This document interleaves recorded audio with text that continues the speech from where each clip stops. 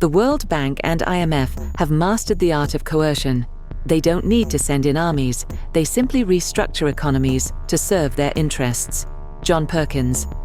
Today we're diving deep into one of the most explosive debates in global economics. Is the International Monetary Fund, aka IMF, intentionally keeping developing nations poor? We'll examine the debt trap allegations, explore cases like Somalia's collapse, and uncover why protesters from Argentina to Kenya are taking to the streets against these institutions. By the end, you'll understand whether this anger is justified. Let's get started. The origins, a promise of help. To understand today's controversy, we need to go back to 1944. Picture this. World War II has devastated the global economy, and world leaders gather in Bretton Woods, New Hampshire, determined to prevent another Great Depression.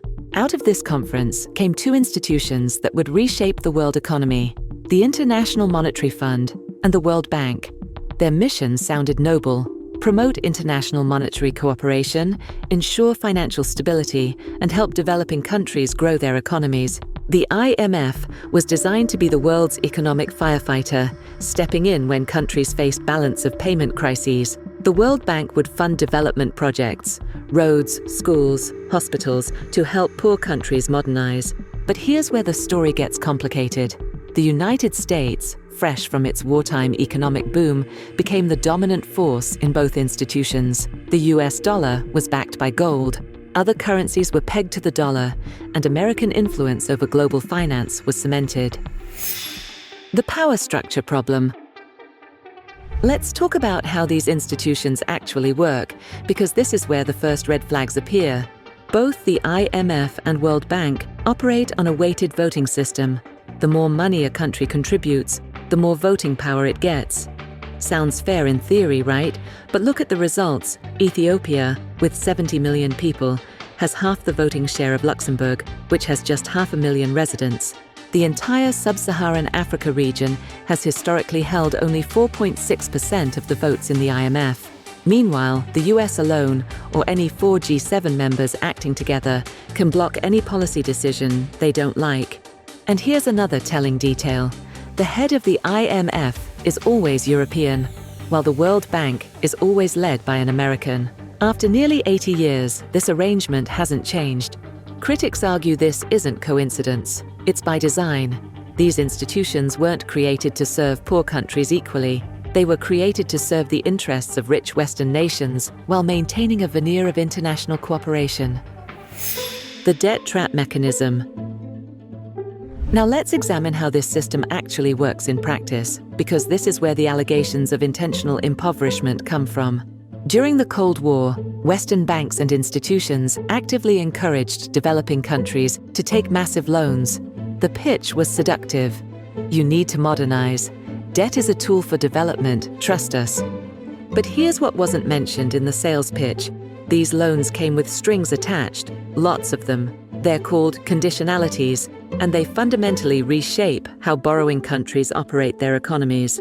John Perkins, a former World Bank economist, later wrote Confessions of an Economic Hitman, where he admitted, "I would work to bankrupt the countries that received those loans so that they would be forever beholden to their creditors and present easy targets when we needed favors, including military bases, UN votes, or access to oil and other natural resources."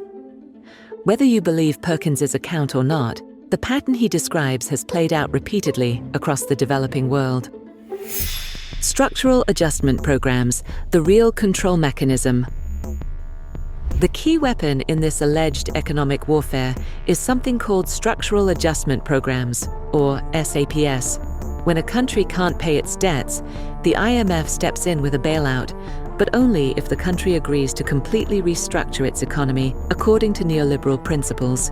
These programs typically demand privatization of state-owned enterprises, trade liberalization, removing tariffs and subsidies, currency devaluation to make exports cheaper, austerity measures, cutting spending on healthcare, education, and social services, deregulation of markets. Supporters argue these policies promote economic growth and efficiency, but critics point out something crucial. The wealthy Western nations that impose these policies didn't use them to build their own economies. In fact, they often did the exact opposite, protecting their own industries while forcing others to open theirs. The United States built its economy behind high tariff walls. Britain used protectionism during its Industrial Revolution. But when it comes to developing nations, suddenly free trade becomes sacred dogma.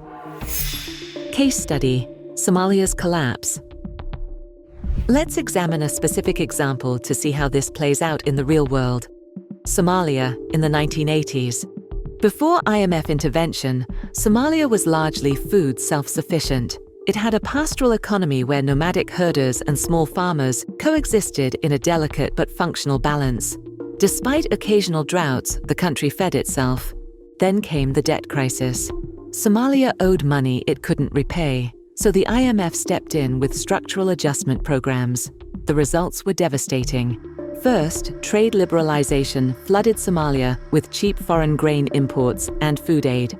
This sounds helpful until you realize it destroyed local grain markets. Why would Somalis buy expensive local grain when cheap foreign grain was available? Second, austerity measures forced the government to cut spending on veterinary care, agricultural infrastructure, and food subsidies. Livestock, which provided 80% of Somalia's export earnings, began dying without proper care.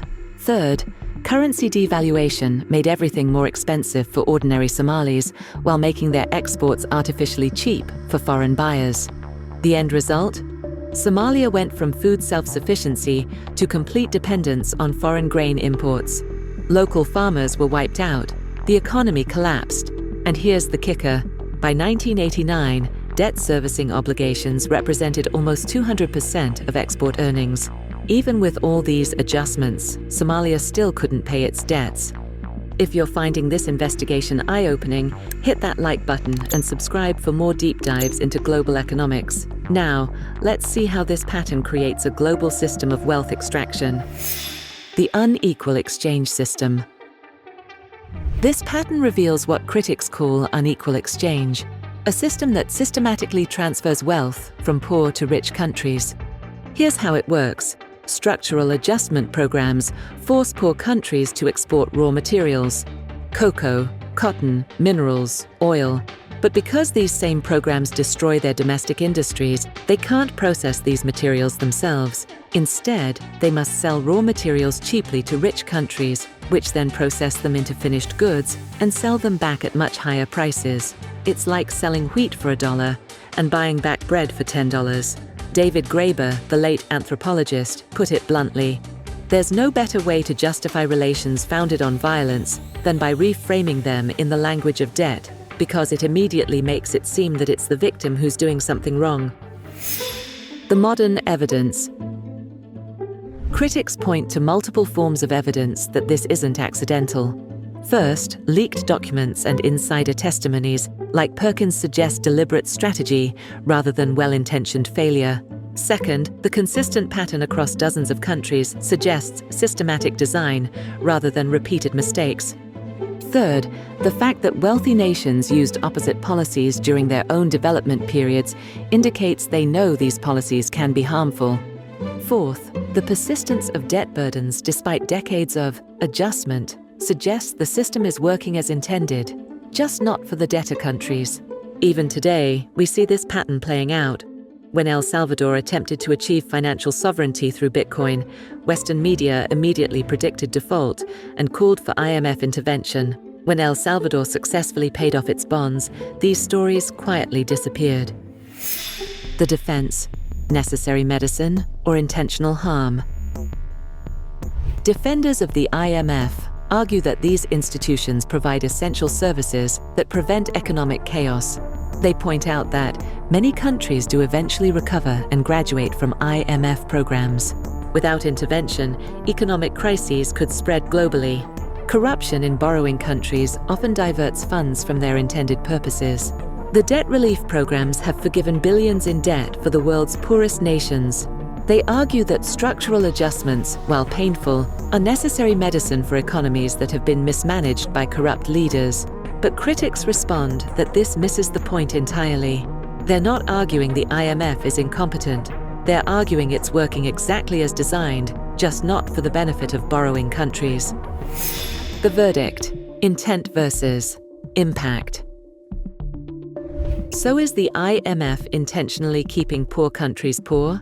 The answer depends on how you define intentional. If you mean consciously designed to impoverish people, the evidence is circumstantial but concerning. The voting structures, policy prescriptions, and outcomes all align suspiciously well with the interests of wealthy creditor nations. If you mean systematically structured to benefit rich countries at the expense of poor ones, the evidence is overwhelming.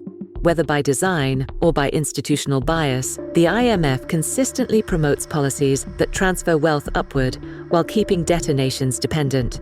The real tragedy may be that intent doesn't matter to the millions of people whose lives have been devastated by these policies. Whether the IMF deliberately impoverishes countries or simply doesn't care about the consequences, the human cost remains the same. What's certain is that the current system isn't working for the world's poorest people. And until we're willing to fundamentally restructure these institutions or replace them entirely, that's unlikely to change. The debate over the IMF's true purpose isn't going away anytime soon. What do you think? Is this systematic exploitation or necessary economic medicine? Let us know in the comments below, and don't forget to subscribe for more deep dives into the systems that shape our world.